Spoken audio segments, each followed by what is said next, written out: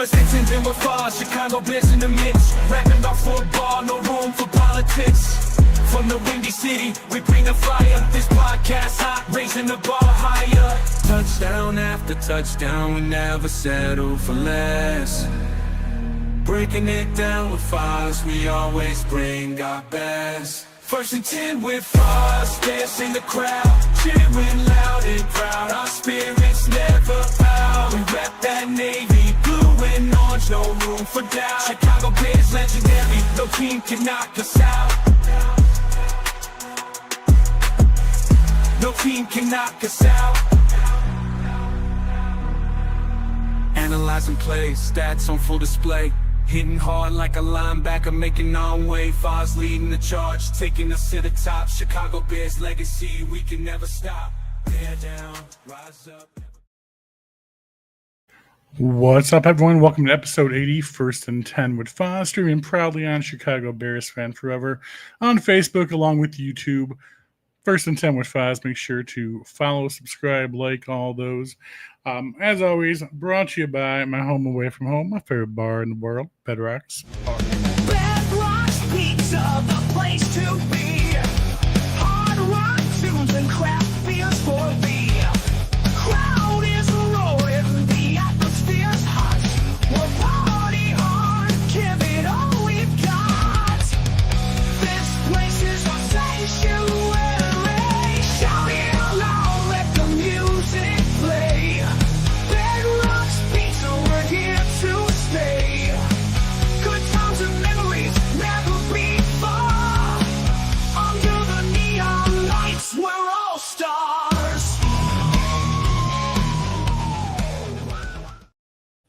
Well, guys, we knew it was going to happen. No, not Mike Maxwell not being here today. Mike Maxwell's sick, everyone. He's trying to get on the show. That wasn't meant to happen. I'm talking about losing people. We were not supposed to lose. Life was going too well. First seed, 9-3. Versus the Packers. Why did it have to be the Packers, everybody? Why did it have to be the Packers? Couldn't have been anyone else. Wouldn't you have rather lost versus the Steelers or versus the Eagles? Didn't have to be versus the Packers. It just eats my soul alive. Guys. But what are you going to do? It's the way life goes. Still a good game overall, minus the whole first half, which I won't get into. That 73-yard first half of was it two good defenses, two bad offenses? I'm going to go with two really good defenses. The first half is what led to that. But yeah, horrible first half. I don't know why they were trying to pass so much as they were, especially knowing Green Bay was such a great pass defense and run the ball. We got the Bruise brothers on the ground with Monungwe and Swift. Just run the bar. Opposite side, Micah Parsons should have been the game time the whole time. Didn't go that way. Second half, though, you saw they started to open up a lot more with the run, getting away from the pass. That's kind of what got us back in that game. That and Caleb Williams, ladies and gentlemen. Caleb Williams did an absolutely amazing job persevering. He was on his ass so much during that game, scrambling. We had no front line whatsoever. It was a close game. One of the big questions I left with on Sunday was, where was DJ Moore? We had Roma Dunze out for the game. I was really looking for DJ Moore to step up, be that number one receiver we were expecting him to be. But he was a no-show, nothing whatsoever. So I've seen lots of talk online about him since the game on Sunday. But I don't know. I'm still feeling he's not a happy camper there in Chicago. But we will see. Green Bay, in my opinion, got away with a lot of floaty passes, which I haven't seen the Bears defense give up these floaty passes all freaking year. Lots of times the ball would have been intercepted. I mean, we're leading the lead in interceptions, takeaways.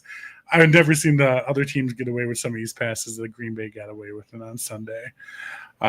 So, yeah, I'm a little pissed off, still a little unhappy. I know we had to lose.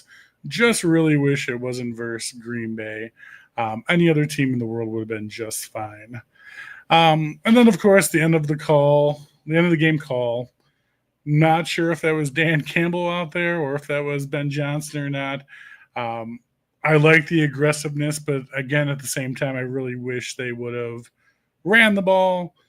30 seconds left. They had the 2 timeouts to work with. Could have been a different situation, but Hey, obviously, you and I are not the coaches of the Chicago Bears. They're 9-3, first seed going into that week for a reason, and we got to trust in Ben Johnson. Well, it's one game. We weren't going to win the rest of the season anyway. So, like I said a million times, though, just wish it wasn't versus the goddamn fucking Packers. Eats at my soul.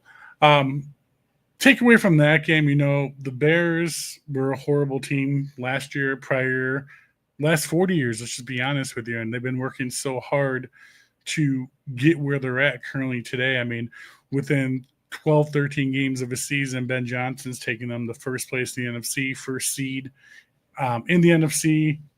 And what's more scary than getting there and getting what you want? I don't think there's anything more terrifying. And you're dealing with a team who has a lot of weight on their shoulders. They finally started getting a lot of good media. Teams are talking. Everyone's talking about them. They're in the limelight a lot more. Hopefully Sunday was just a fluke of them not playing to their full potential of what they could play. Micah Parsons is a great defensive end. Packers has a great defense. But, again, not the Chicago Bears team on Sunday that we know that they are and they know they can be. But we'll see coming back home, because this Sunday we're coming back home to Soldier Field versus the Cleveland Browns. Tonight we have a very special guest in the house, a Browns Superfan who is also a founding member of an amazing tailgate crew, the Muncie Lot Degenerates. I got a chance to meet them over this summer at the Tailgate Hall of Fame in Canton. And let's just say this young man coming on the show makes a very mean limoncello. Everyone, welcome to the show, my buddy Giovanni Castelli. Gio, what's going on, man? Welcome to First and 10 with Foz. Brother, thanks for doing the show. How's it going, Foz? It's great to join you this evening. I appreciate you having me on. You too, man. You too. It's an honor and a blessing, bro. I love having all the super fan friends on. So, brother, let's get into it, man. Let's get to know you a little bit more, man. Obviously, right now you're doing the tailgate thing. Browns super fan, but has it been that way forever? Born and raised a Cleveland Browns fan, living that hard life like us Bears fans? Yeah, absolutely. So, excuse me. I was actually, I've been a Browns fan my whole life, and I fell in love with this team because, growing up, I was 6 years old in 1986, and think about it, back in those days, that's when the Browns were basically captivating this city. I lived in Italy as a young man for a short period of time. And okay, very cool. Cleveland in 1987. I was born in Cleveland in 1980. But when we came back in 87 and went to school, it was the thick of things. Bernie had the whole town captivated. You walk around this place, it was an orange and brown town. Going to school in second grade, there was basically every day that was a dress down day. It was a Browns. Sure. I mean, old Municipal Stadium. You had the drive, the fumble, those landmark games in Browns history. But yeah, I breathe this stuff. My family is a Browns family. I mean, my daughter learned "Here We Go Brownies" probably. See, doesn't it hurt when you bring your children into this life of torture that we felt as Brown and Bears fans? Yeah. It's like, I am bringing you into this curse. I mean, hopefully the Bears are getting better soon. It's funny we talk about that right out the gate, because I actually brought this up over the weekend, at the tailgate. And I said, I was talking to people with kids, and I go, what was the age that they realized that, I ask my daughter every Sunday, are the Browns going to win? And she's still young enough to say, yes, we're going to win, right? For sure. Is the age that she's finally going to be like, Papa, the Browns stink. You know what I mean? That's going to come eventually, right? Right, dude, exactly. Get her a Drake Majors. You get her on a winning team right now. Get that kid some confidence in their life. So I'm saying previous years, it's like, get that kid a Mahomes jersey. Don't let him live this life that I live. It's not worth it. But we do. We pass it on. We pass it on generation to generation. And you know what I mean? Like, yeah. She loves the Browns right now. And, like I said, one day the Browns are not very good. But the Browns are a vehicle that kind of brings us all together when you really think about it. Just like the Bears are for you guys for years. And you're taking the Browns to the Super Bowl was like the biggest joke when I was growing up as a child. You gotta take the Browns. I was going to the bathroom, man. You're taking the Browns to the Super Bowl. 100%. Oh man, that's such a life of torture, really, my friend. So being a Browns fan, and I ask this of a lot of Bears fans too, because man, it's not easy being a fan of a team like both of us have and have had over the years. Um, what made you stick around? Like, what was like the moment of like, hey, I'm a fan of the Browns. I like the team. I'm going to support them because they're my local team, but I'm still going to go hardcore even though they're losing. I'm still going to go tailgate. I'm going to go to the games. I'm going to travel. Like, what was like the deciding factor to like become like that extra step of a fan on top of just being a normal fan? Because it's hard being a normal fan Yeah. of just a losing traditional team. So where did like the super fan, the extra come from? So when I was growing up, like I said, the Browns kind of captivated me as a second grader. Okay, and I would beg my immigrant Italian father, "Hey, take me to a Browns game. Take me to a Browns game. Take me to a Browns game." Right? And like he didn't really care about the Browns. He cared about he cared about. He wants his son to be happy. I'm gonna tell you. Yeah. So finally, he took me to a Browns game. And it was a preseason game, and they played like the Atlanta Falcons at the time. Sure. We sat the opposite end zone. And then really what really catapulted me, like I loved the team. I followed them from that point on. I was in Bernie Kosar, still to this day, is obviously a god in this city. Oh, for sure, for sure. So Bernie was the man at the time. And so what really, really like, man, what really hurt was in 1995. I was in high school, and I was going to St. Ed's, and I got the opportunity to volunteer down at the old municipal stadium, and it just so happened to be the same year that they, ended up moving the franchise to Baltimore. So what's interesting about that was every Saturday I got to go down to Old Municipal Stadium, and I used to stuff these things called Junior Dog Pound doggy bags. Nice. Here, the opposite end zone was the Junior Dog Pound. So like during halftime of games at Old Muni during the '95 season, we passed these Junior doggy bags out to kids in the Junior Dog Pound. But every Saturday I got to go down to Muni, and I got to spend some hours down there, just kind of walking around when nobody was kind of looking. My reward was always to sit on the field for game day and watch games from the sidelines. Oh, dude, that's awesome. Yeah. So that season was like everything was larger than life. Oh, of course, yeah. VIP on the field treatment. Come on. Absolutely. So I one Saturday I took the elevator up to the roof. I got to walk the whole roof of the stadium. Another Monday night we played the Bills. I got to sneak into the locker room, and luckily was not caught. But I got to go through the tunnel, of the dugouts, because when you might see some things in there as a child that might scar your future, my friend. There's some interesting things, but I also found game gloves, and as like a kid, these guys were stuffing them into the rails just because they were throwing them away, and me and my buddy are like, holy crap, this is treasure. Absolutely. So that season really, really, really, really hit it home. And, going to rallies, Save Our Browns rallies and stuff like that. Yeah.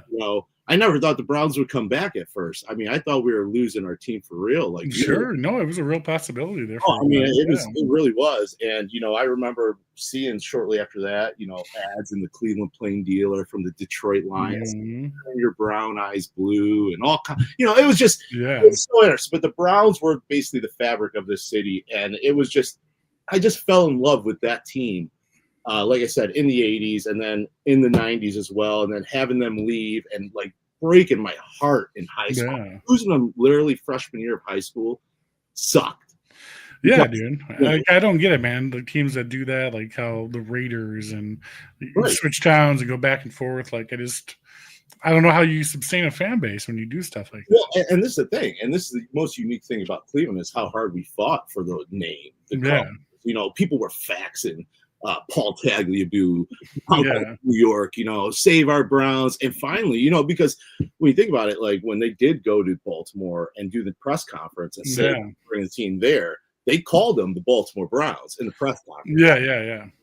And then like that just was that started even more of the uproar to save the Browns. And it was an interesting time, and we fought really hard to retain the history, the name. The Yeah, colors. for sure, 100%. And then we come back in '99, and yeah. Revamped. You guys are happy to have your team back. It brought a whole new level of fandom back to Cleveland, man. Which is Absolutely. And see what it was is like I remember telling my buddy Paul, who's coach. I remember telling Coach because me and Coach have been friends since we were 7. yeah.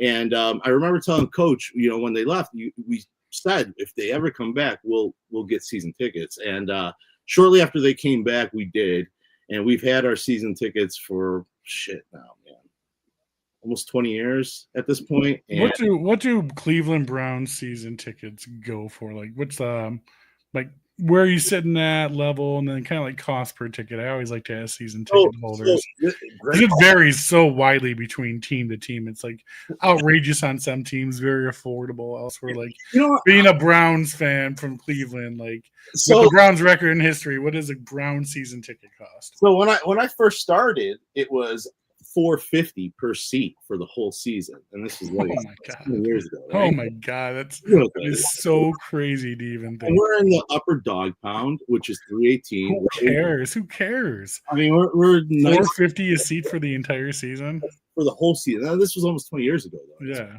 So right now we are at $2,400 for 2 seats in the same area. Oh my god, that's still not bad whatsoever, my friend. 100%. That's still not bad whatsoever. I think product on the field also dictates that to a degree. You know what I mean? Right? Yeah, no. I don't want to say the Bears aren't much higher than that, but they're a little bit higher than that. Okay. Well, then you got the city of Chicago, you got the parking passes, you got a whole bunch of other things included in that. So, and then are you a PSL owner? Do you own the seats, or you just buy the season tickets? Most unique thing about the dog pound is it was one area that didn't have PSL. So that's awesome, dude. That's awesome. Yeah, man. Bears fans are not lucking out with the good prices, man. And I don't think we're going to luck out that much either with the new stadium being built in Arlington Heights. Apparently, costs are going to go a little bit more outrageous too as we move. But what are you going to do, my friend? It's still awesome being a season ticket holder, right? Well, 100%. And we're looking at the same boat, with the new dome going to get built out here in Cleveland here in the next, 5 years or something. Yeah. By the airport, they're already, sending us polls as season ticket holders, asking about what we'd be willing to spend on a PSL or this, that, and another. Yeah. So $2,800 for 2 seats for the seasons was my boy Andy's paying. That's not bad. It's not horrible. Yeah, that's not horrible. I guess if you're not a PSL, you don't have to buy the seats. It's not horrible. What's the average waiting time? Is there a waiting list right now for season tickets? You know what? There was, and I'll be honest, I went earlier this year just to check, and you can probably go right now and get a season ticket. I mean, listen, when Baker was here initially, they ended up with a season. Mike Maxwell's on the show, everybody. Mike Maxwell. Hey, everybody. Sorry, Gio, didn't mean to cut you out. No, it's all good. So when Baker, was here for those couple years, that season ticket ended up, going up. And then, the fallout from that, and then think about it. I mean, they've just been Kevin Stefanski's had a rough go the last dude, for real. So listen, the other week against the Titans, I think you could get tickets for as cheap as $6 day of the game. Oh my god, man, that is so crazy. Isn't that wild? So think about this, like as a season ticket holder, you wake up Sunday morning, your ticket's worthless, right? I mean, like you can't sell it if you wanted to. You've got an emergency. Yeah. You know what I mean? So that's the one thing here in Cleveland is like, hope always springs eternal the first, month, 2 months of the sometimes, and then winter sets in, right? Winter is coming, everyone. Yeah, winter sets in. So hope. Listen, it's always like everyone says, it's always 100% hope, 0% expectation. You just you want your team to win, right? But we'll tailgate regardless. Right. So, how did you think about Shedeur on Sunday? I thought he actually played well, you guys. I mean, I thought every week so far that he's come out, he's actually shown improvement. No, I mean, every week that he's gone out, rolled out there, I thought he's just he's shown that, like, even his footwork last week. I thought his footwork was the biggest thing that everyone was like looking at, like footwork. And I thought over the course of the last 2 starts, I thought he's looked better and better. So it's going to be interesting on Sunday because you guys have a good defense, and he was blessed to go against a Titans team, which they still couldn't get over the hump, but that's a whole nother story. But I thought he's played well because you look at the offense and think about who's he throwing the ball to. I mean, Yeah. our offense is not Jerry Judy, bro. Come on, what are you talking about? Lord. Hey, Mediocre Judy. I mean, think about Jerry Judy. Our offensive line. I really liked Jerry Judy when he was on the Broncos. I thought he was an excellent receiver. I feel like you know what so when they traded for Jerry Judy, I felt like he was like rejuvenated to be get the hell out of Denver. Sure. And I feel like we're getting the Jerry Judy at the end of his Denver stint right now. I mean, just all the way around and interviews and everything that's goes into it. It was nice to see him score. It was nice to see the offense move. Yeah. But like the offensive line is decimated. I saw him and Shadai Sanders having a little something on the sideline last week. What was going on there? Oh, I see. You know what? So from what we've heard, it's because he overthrew him on a couple routes where he was wide open, and then didn't see him on a couple routes where he felt he was wide open, and that's what he was pointing out at. So he's Stephon Diggs now, is what you're telling me? we got the Dravo Stephon Diggs on the Cleveland Browns right now. He's a diva. He wants the ball, right? All the wide receivers want the ball, right? They want the ball. They want it in the spot. They love it. You know how it goes.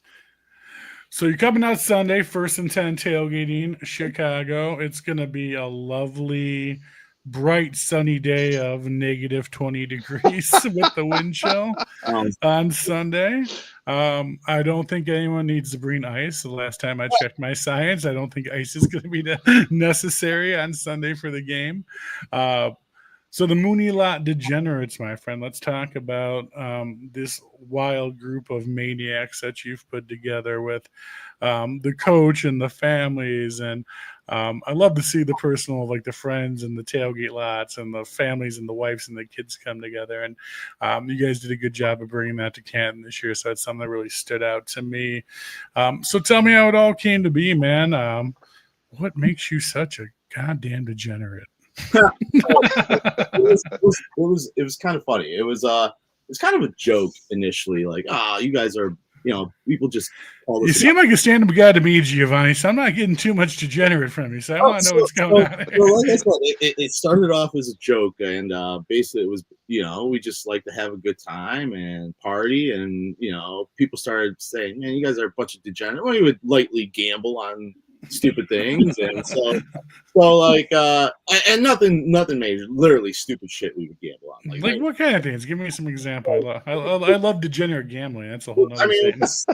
like we have this stupid horse racing game that we play. And, that's great. It's great. I know exactly that what game's you're talking amazing. Yeah, I know exactly what you're talking about. Late nights of that, poker nights, and so like then we'd go to the bars and hang out, and then we'd go tailgate. This is when we were younger. We would spend the weekend having fun. All right. So anyway, so it was always a joke. And then we just started calling ourselves the Muni Lot Degenerates because we would tailgate all the time as a group. And then one day, it was actually in 2019, and that's kind of what we call our founding year is 2019. I was getting married that year, and we went to Denver for my bachelor party. And there was nothing, like we weren't going there it wasn't a game or anything, but like it was the first time I was like, let's get these t-shirts and I just want to get a picture of all of us together in these shirts. And they were Muni Lot Degenerates shirts. And it was the first time we all just wore these shirts together. And it was just, like I said, it was still kind of a fresh joke. Yeah. And then Alfie and Lindsay started coming around, me and Paul, AKA Coach.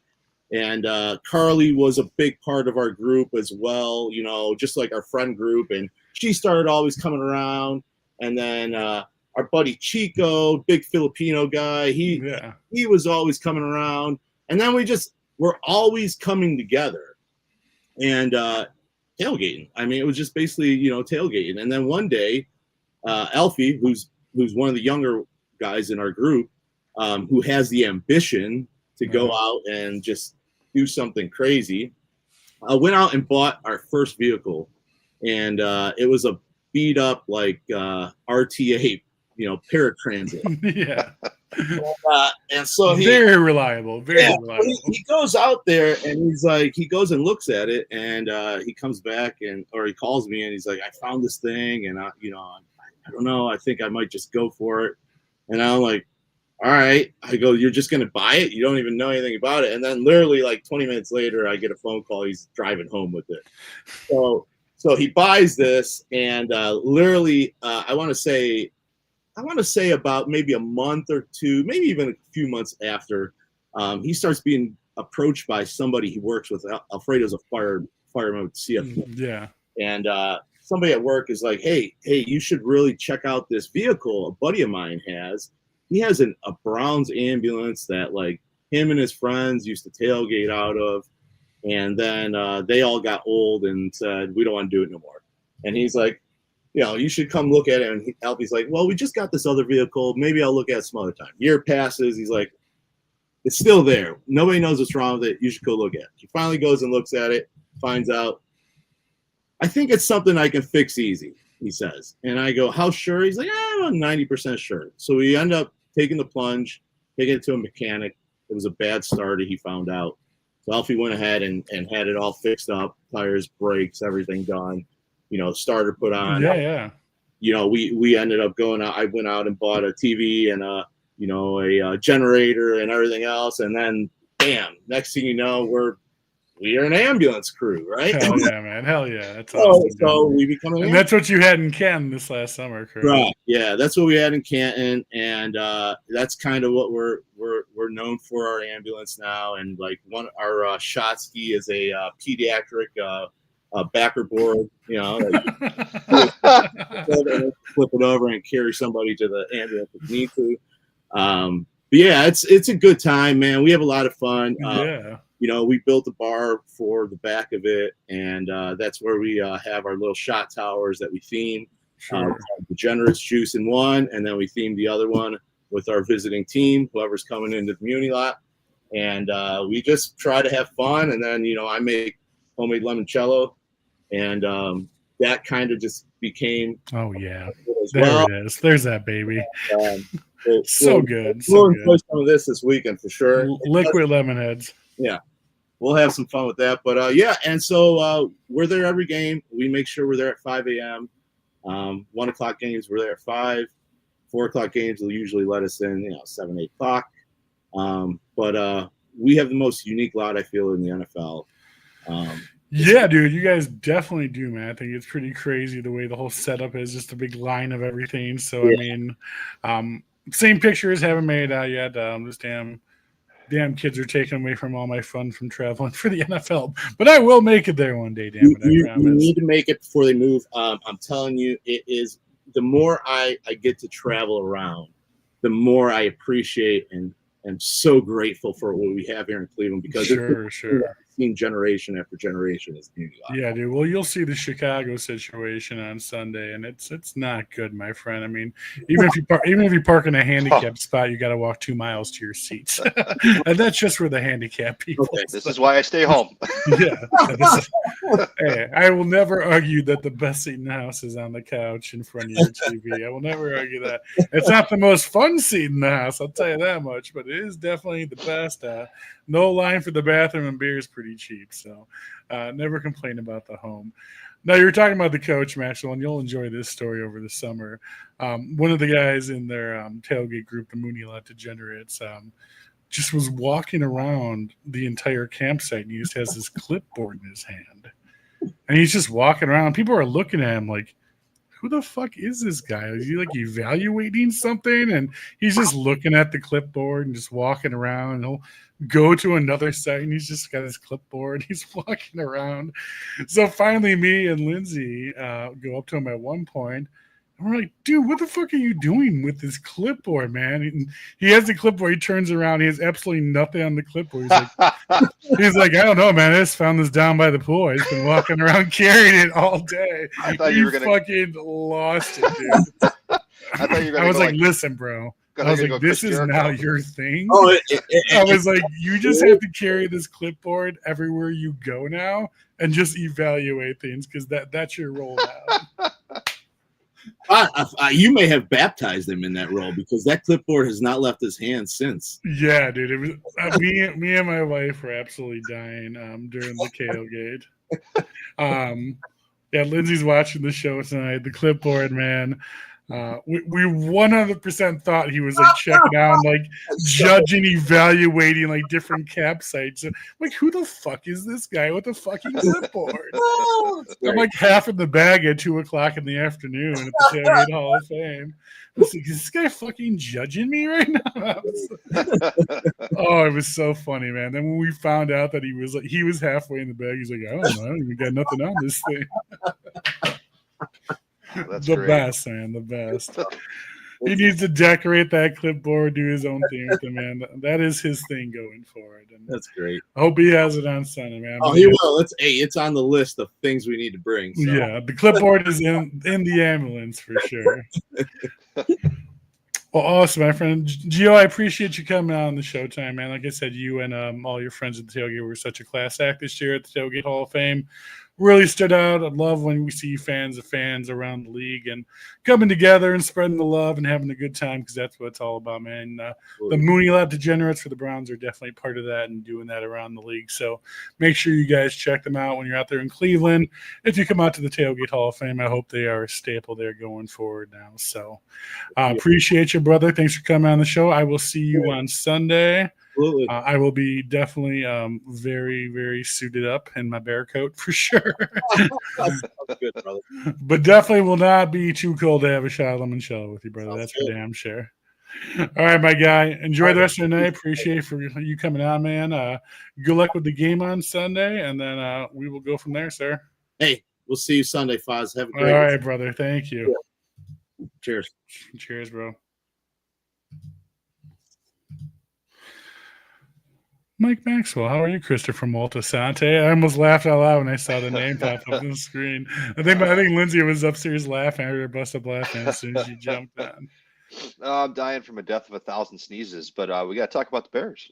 We got to talk about the Bears, man. I did my little spiel on Sunday's game before you were able to get on, but yeah, dude, a tale of two halves, man. A tale of two halves. Yeah.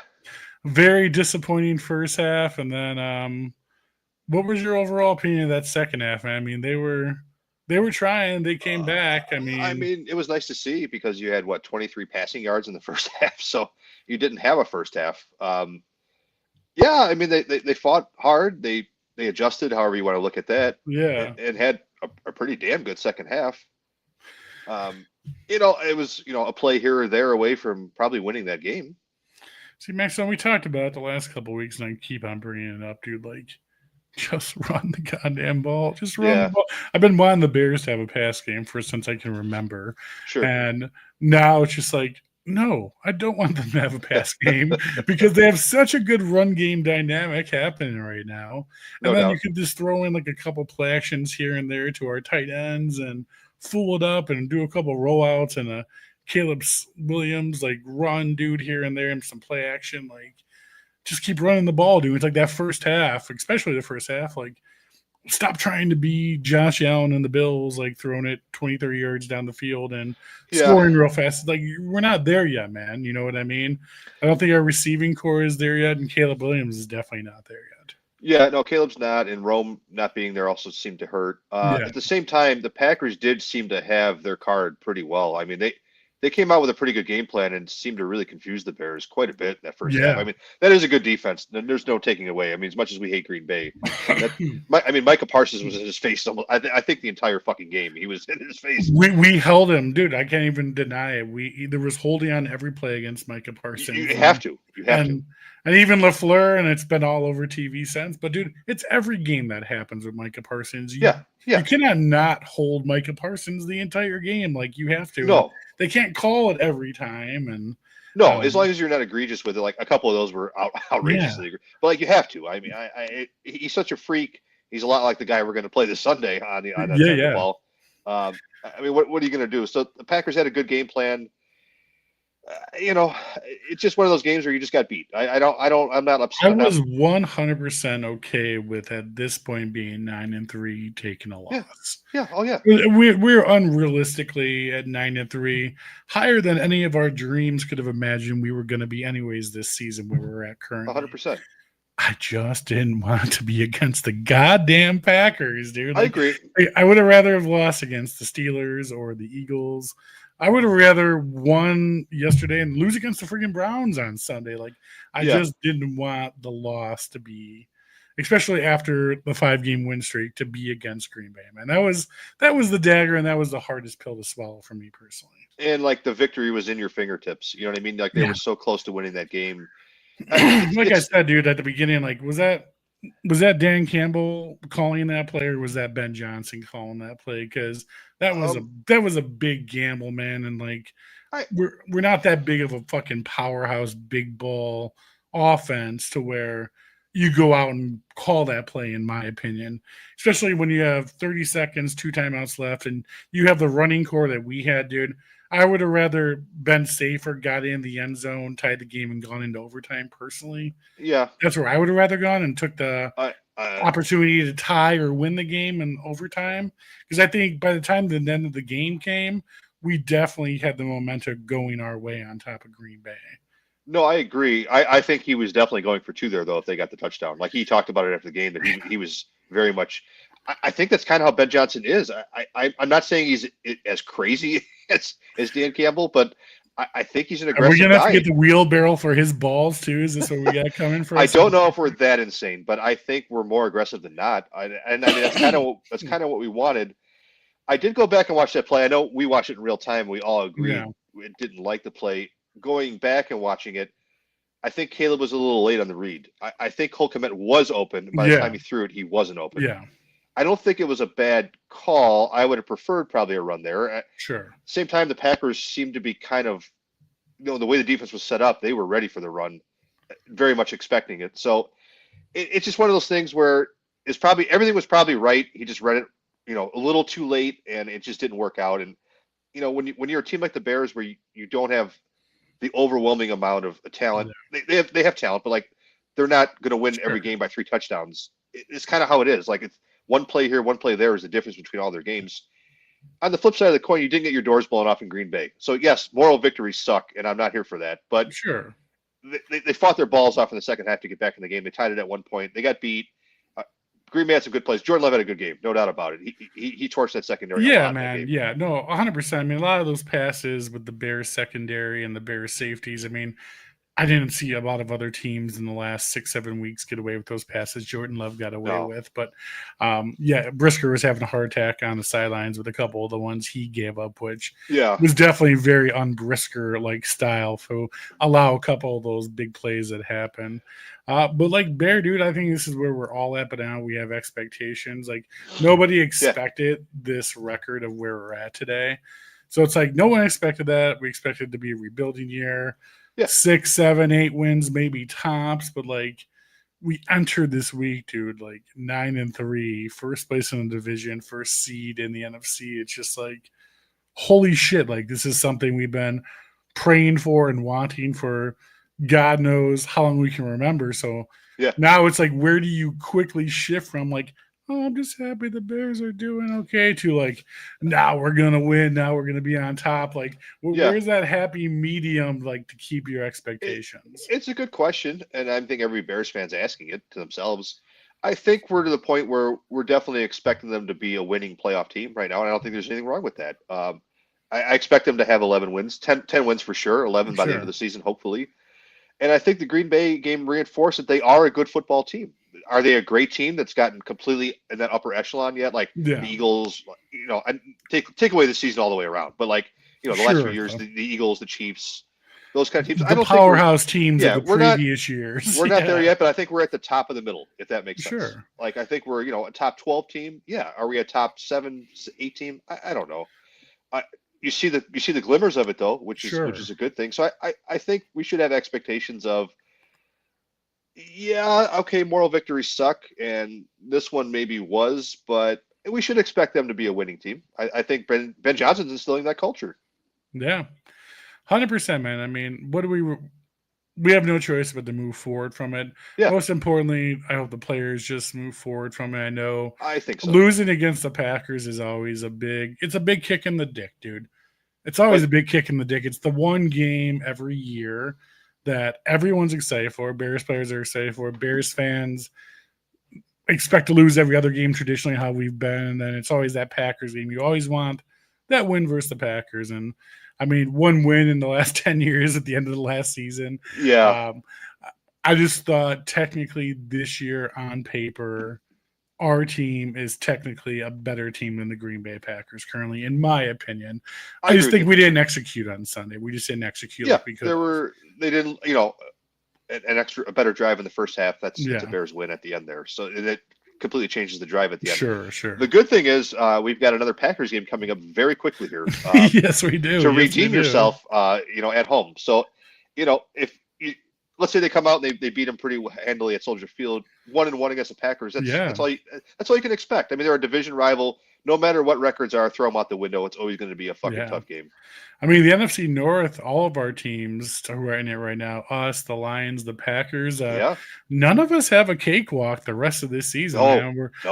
We're all going up against some pretty damn good teams. We got Denver, we got the Rams, who Detroit and Green Bay are going against, dude. I mean, we can talk about Green Bay and skip over this weekend like this weekend doesn't exist, dude. But as much as this weekend should be technically on paper a walk in the park win for the Bears, dude, if the Bears don't win this weekend, that is completely, utterly devastating for the rest of the season and any potentials we have of making the playoffs or keeping in the division run. Because what we need to happen is we need to win on Sunday, and we need at least Green Bay to not win versus, I believe they're playing the Rams on Sunday, correct? No, Denver. They're going to Denver. They're Denver, correct. Yeah, they're playing Denver. So, I mean, dude, next couple of weeks are going to be stressful as fuck, man. Yeah, it's hard to say a 9-4 team has a must-win game coming up. But they kind of do. Yeah, they do. So, they need to beat the Browns this week. I mean, let's say the Packers lose. You're right back where you were this week. You're right ahead of Green Bay. Dude, again. A 9-4 team is in the 7th seed of the playoffs in the NFC right now. Like, it's a reality going check. On? Yeah, what is going on? It's such a like top heavy. Like, there's 7 really good teams and 7 really awful teams in the NFC. It's wild. Yeah, I mean that's why you can't get too high when the number 1 seed and you can't get low when the number 7 seed. It's going to all shake out how it shakes out. Well, you got to concentrate on the Bears need to win 11 games, I'd say, to make the playoffs. And as long as you do that, you're good. But it starts this week for sure, because after this week, then you got 3 really tough games. Like how fast it turns, man. Like look the at last couple of years, AFC was like the powerhouse of the NFL, and there was nobody in the NFC. Now you turn around this year, and everyone in the AFC were powerhouses have all fallen apart, and now you have like all the NFC teams are like at the top of tier of the NFL. It's like, what is going on, man, in the NFL right now? It's completely crazy. It's turned upside down. Yeah, and it would behoove the Bears to win this week and take the Green Bay game, to not have to go to Detroit, or Detroit come here to have a deciding playoff. We need to win versus the Browns. We need the Green Bay to lose this weekend against Denver, and then it's all balls for a Saturday night Green Bay versus Bears game in the city of Chicago, my friend. Which no doubt there might be some fires that night if we win on a Saturday night in Chicago, man. Going for the division versus the Packers. No doubt, someone's getting shot somewhere. That's for damn sure. Somebody is getting shot somewhere. Some car is being lit on fire somewhere. That's a guarantee. Oh man, gonna be so fun. But yeah, we got to get through this weekend, man. And again, I think the only thing we got to really focus on this weekend, in my opinion, and be concerned about is Myles Garrett, dude. Myles Garrett, despite the Browns situation right now, is having a standalone stellar season. He's a one-man defense. He's a one-man defensive line. He's a wrecking ball, dude. We just had Wright do a pretty good job against Micah Parsons, and he's got another tough advocate this week going against Myles Garrett, man. Yeah, that's a tough back-to-back matchup for that poor guy. And Darnell Wright's been a stud this year, no doubt about it. Humongously, dude. Humongous stud. You talk about 2 back-to-back games of holy fuck. I don't think you could have 2 worse back-to-back matchups for your personal matchups for an offensive lineman than those 2 right there. The Browns have a very good defense. There's no doubt about it. So it's a cakewalk from the aspect of you've got a rookie quarterback who did play pretty good last week. Yeah. But you got a veteran defensive coordinator, Dennis Allen, should be able to dial up Yeah. more than enough defensive plays to really make him uncomfortable. But flip side of that I'm coin a is, little bit more worried about Myles Garrett than I am Michael definitely. Parsons, to be honest with you. Mike Oh, Parsons definitely. is a beast, don't get me wrong, but dude, Myles Garrett is an animal, dude. And yeah, he's another level. yeah, he's another level, dude. Like he's like Micah Parsons and Max Crosby on crack together, dude. Like he's unreal, dude. Like he's somebody you don't want to see on the other side of the line, dude. No, we don't want him setting any kind of sack records here in Chicago. So Definitely, yeah, not. whatever we got to do, double team him, triple team him, whatever the hell, because the rest of the offensive line is held up pretty good. You'd also like to see a little more pass rush this week against Shedeur Sanders to make him nice and comfortable. Yes, dude. I mean, I think Montez Sweat, again, he's been pretty stellar on his own this season. Get another sack. We're definitely missing that addition of another defensive end that I wish we would have picked up earlier on in the season, man, especially where we're at right now. Such a big loss, not really spending the extra money in free agency or making a trade before the trade deadline to get somebody for opposite end of Montez Sweat, because that's really what's killing us right now is that defensive line, dude. Billings, Dexter Sr., and that fill-in guy at the other end who we got in, they ain't doing shit, dude. No. It's right now Sweat on his own trying to do as much pass rush as possible. And that's about it, man. I mean, the rest of them is stopping the run, dude. I mean, that's what they're good at. But don't get me wrong. I mean, they turned the ball over a ton this year, and Sure. I'll take that over a sack any day. Yeah. But still, you'd like to see him make something. I mean, that's why Jordan Love was so good on Sunday. Yeah, you don't let Jordan Love get comfortable in the pocket. No, exactly, 100%. No, you carved him up. What are you gonna do, Maxwell? What are you gonna do? Just still What are you piss and moan until it happens again, right? Well, at least we've had like nothing but really happy, cheery episodes for about 6 weeks here. So. Yeah, we can't complain. I'm still happy, even man. this isn't like, it wasn't like the Detroit game. They didn't get beat 50-10 or something like that. I mean, it was. Dude, we're still in the race. We're in second place right now. It's a tight division between the Lions and the Bears and the Packers, and everyone's playing good teams. There's going to be so many good football games to watch this weekend. And I'm excited to talk about them all next Tuesday, man, because whatever the outcome is going to be, dude, because I think we're going to see these tiers switch up and down as far as what seed we're in and the division going up and down the rest of the season, man. It's been a wild ride, and that wild ride is not over with, ladies and gentlemen. That's for damn sure. It's been a fun wild ride for a change. It's been a fun wild ride, and let's hope it ends with a positive note, right, Maxwell? Couldn't agree more. All right, guys. Next week we'll be breaking down the Bears-Browns game this Sunday for the nice, sunny, warm game we're about to have at Soldier Field. To get ready to come back for a Saturday night football game in Chicago versus the Green Bay Packers. I'll be having one of their best fans, one of their top fans on the show next Tuesday. Green Bay Superfan, the owner, Mr. Stephen Tate, is going to be joining us from Green Bay. One of the OG fans doing it with Frozen Tundra all these years, man. It'll be a good time to have on the show. Other than that, guys, we appreciate you tuning in. I wish we were talking about a Bears win over the Packers this week. But, again, just not in the cards, not in our favor this week. But maybe in 2 weeks we will. Be sure to like and comment on tonight's show. Share every episode. And don't forget to follow us on YouTube as well as First and 10 with Foz podcast here on Facebook and Twitter. Appreciate you guys tuning in as always. You guys are the best. Appreciate all the comments and likes and everything going on. In the comments, you guys are the absolute best and appreciate and love you all. Other than that, guys, have a great rest of your evening. Bears, Browns, Sunday, 1st and 10 tailgate. It'll be nice and warm out there where your tank tops come on out. We'll be doing it. Limoncello, the Brownies fans. It'll be a good time. Other than that, guys, have a good rest of your evening, and we'll talk to you guys next week. Bear down, baby.